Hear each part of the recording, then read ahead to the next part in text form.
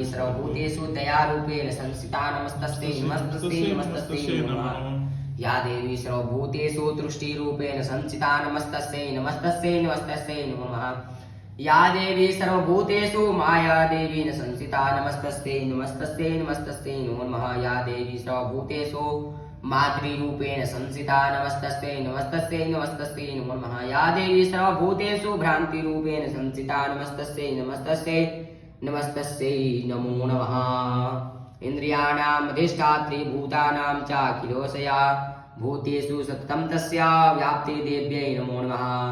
चिन्त्य रूपेण या कृतेन ये संव्याप्ति स्थिता जगत् नमस्तस्यै नमस्तस्यै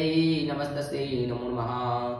संस्तुतास्ते पूर्वं हृष्टायां श्रेयाय चैव तथा सुरेन्द्रेन्द्रियाणां धेनेषु सविता करोतु सा न शुभाश्चैव सौरेश्वरी शुभानि भद्राणि निहन्तुं चापदः